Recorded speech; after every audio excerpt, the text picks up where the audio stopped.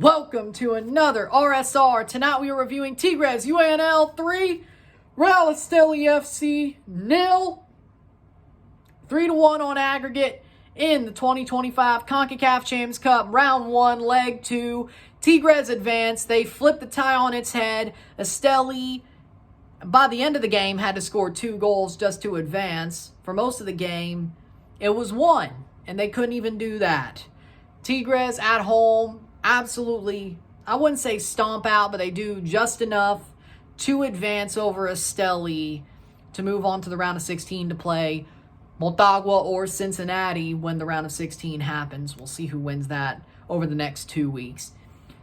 But Tigres, they do their job. Chivas as well did their job tonight. They both advanced. We got a Super Clásico de Mexico in the round of 16 as well because of Chivas' win.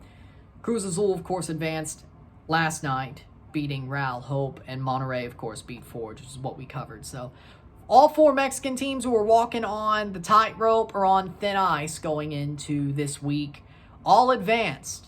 Of course, Pumas is still down to Calvary. We'll find out what happens there in the final game of these Round 1, Part 1 ties. Part 1 of Round 1 ties. But there's one game tomorrow, and Pumas are on the chopping block. Let's see if Calvary can get it done, or will Pumas overturn the tie at home. Tigres UANL 3, Real Estelí FC 0. Esta noche 3-1 global en la Concachampions de la CONCACAF, primera ronda, partido vuelta. Tigres avanzar, octavos de final, la Concachampions. Tigres ganador, Real Estelí. Not the best game, but they did their job. Goals were scored as follows. Oziel Herrera gets the first goal. Shoots it.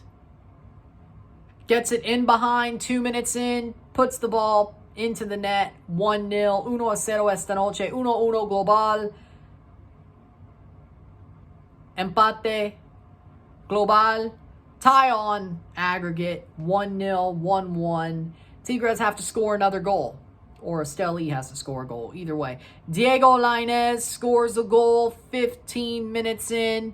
Gets the ball played to him. He slots it home. 2-0. 2-1 on aggregate. 2-0 esta noche. 2-1 global. Tigres have the lead, and they look like they're going to get this game the way they've been playing. They do get shut down for the last 30 minutes of the half, but halftime it's 2-0, 2-1 on aggregate. 2-0 esta noche, 2-1 global. But Estelí can't find a goal in the first half or the second half, and they got pretty close in the second half at times.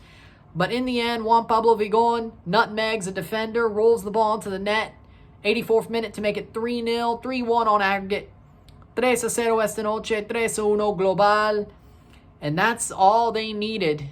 They certainly go through after that. Estelí had to score 2 goals with 4 minutes of stoppage time, 10 minutes, and they couldn't do it. Full time, 3-0, 3-1 on aggregate, 3-0 esta noche, 3-1 global. Tigres avanzar. Tigres are moving on to the round of 16. Full-time stats are as follows. 11 shots to 9. 9 shots on goal to 4. 60% possession to 40% possession. 517 pass to 316. 92% pass accuracy to 78% pass accuracy. 14 fouls to 15. 1 offside to 1. 3 yellow cards to 3. 0 red cards to 0. 4 corners to 0. Tigres were the better team. They wanted this more. They knew they had to flip the game on its head. And it's just Real Estelí doesn't lose at home, why Estelí had the lead in this tie. Tigres did not play their best game last week, that is for certain. They also lost where a lot of teams lose at Estelí. Estelí doesn't lose at home unless you're playing Alajuelense. For some reason that happened. But they don't lose at home. They don't lose at home. It's very hard to beat them at home. You would think these Mexican teams could if Alajuelense did. But somehow no. Somehow no, they didn't. Somehow no, they didn't. But in the second leg, Tigres go home to El Volcan and they do their job. I mean, Was it the prettiest game? No. Was it the most dominant game? No. No, it wasn't. It was exactly what you would want out of Tigres if you're a Tigres fan. Or what you would have expected if you were Real Estelí. You would have expected Tigres to score 2 or 3 goals. So you knew you had to score goals if you were Real Estelí, and they couldn't do it. They couldn't do it. They got close a couple of times, but close only counts at horseshoes and hand grenades. So that's about where you are on that. Real Estelí had about 30 minutes of looking like the team who had a chance, I wouldn't say better, but had a chance to advance and get what they needed to advance, even if they wouldn't win the game. They, in the end, you kind of want to just say, hey, it is what it is. It is what it is. Where it is this game. It is what it is. Tigres were the better team. They did their job. Simple as. They did their job to win the tie and move on. That's all you got to say is they did their job. But what would you rather ask for? I mean, you moved on. You're going to play a team that you should be able to beat either way in the round of 16. And then you go on and play LA Galaxy, Real Salt Lake, or Herediano in the quarterfinals. And that might be tough if it's Galaxy.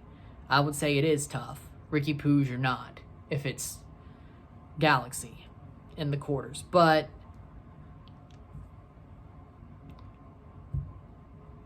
to me, they should be able to get to the quarterfinals. Tigres, even with the questionability of how they've been playing, no Gignac, they should get there.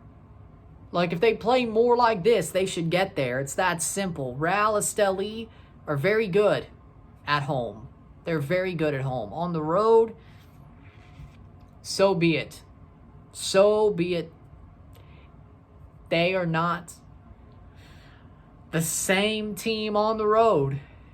This was coming. I think everybody saw this coming. It was coming. Real Estelí tried, but it just wasn't meant to be. Again, Tigres did their job. Oziel, damn good game. Lainez actually scored. Caught him a tronco, and he actually scored. Good for him. Juan Pablo Vigón scored. My wonder is why they couldn't even get 1 goal on the road. They didn't play well last week, that's for sure. They had their chances, but they didn't play well. But they knew what they needed tonight, and they got it. So there's where you stand on that. They got what they needed.